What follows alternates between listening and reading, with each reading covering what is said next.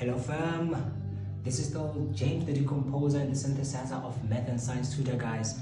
It's been a while, guys. I've seen you guys, and it's also been a while that you guys have seen me, right? Well, I'm back, guys. You know, I've been busy with other things, you know what I mean? But I'm back here with the bang, in the hour, 4:10. What happens, guys? We are dealing with what we call partial fractions, guys. So, guys, you have this question that comes in this way, and then they want you to find the integration of this type of equation, guys. What are you going to do?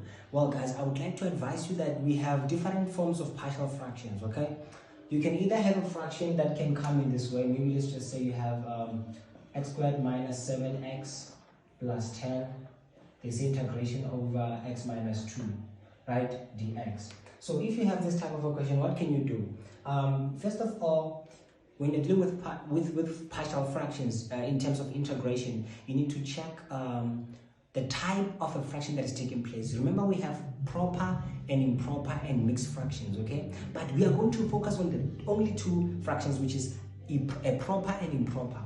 So this is what we call, it looks like it's an improper. Remember, what is an improper fraction? An improper fraction is actually a fraction in which the numerator is greater than the denominator. So if you can check, if you have x cubed over x squared, the exponent of this is what you call the numerator, this is what you call the denominator.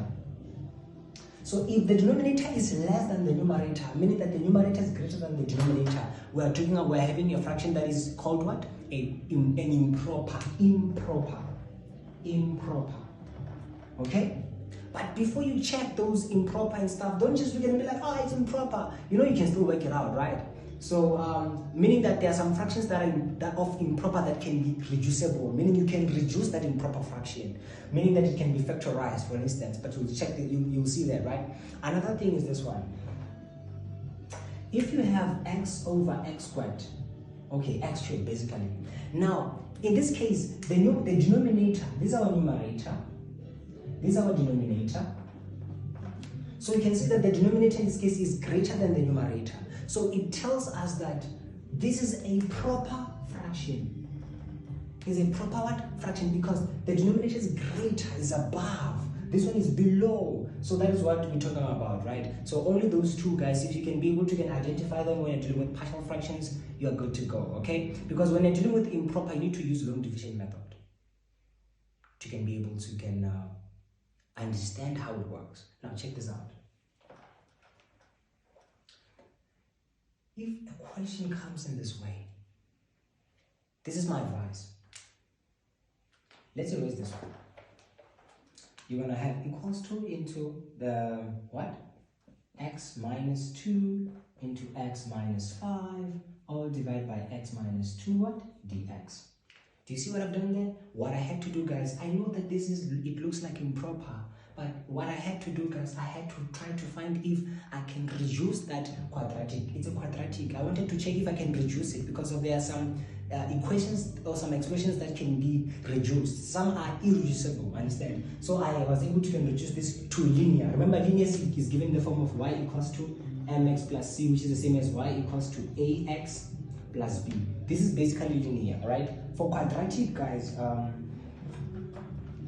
is given by ax squared plus bx plus c, which some people know it as a into x minus or plus p all squared plus q. These are our equations, and if I remove the y, these are our expressions of quadratic. Are we together? Awesome, guys. Now I was able to break down this thing. What can I do? This thing can cancel out because of they know each other, you know, they are actually like terms or something, you know. So C ocean, it's C ocean, then we're left with what? We're left with the integration of x minus 5 dx. So now what are we going to do? We are going to apply the integration of the sum. How is it being applied, that one? How is it being applied? Now check this out, right? I'm going to erase here. So basically I'm going to have the integral of x dx. So what I'm going to do, I'm going to distribute my dx to here, like this, understand? And then I'm going to have minus the integral of what? 5 dx. Do you see what I did there, guys? Awesome. Now check it out, guys. So now I'm going to have the integral of this is going to give me x. We're going to apply the upper rule. If ever they say x is x must not, n must not equals to -1, right? So if the exponent, remember x to the power n, if we have the integral of this dx, the power rule says that it's going to be n plus 1 over n plus 1 plus c, basically. So you can see that the n here is greater than -1, right? So meaning we can apply the power rule, okay?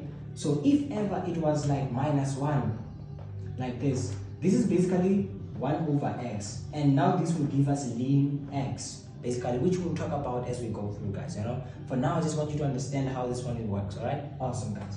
So one of the things that you need to know is that this is the same as x to the power. What is the exponent of our n here? It's 1. Remember, any exponent, any variable has an exponent 1 if you don't see anything. So it's basically 1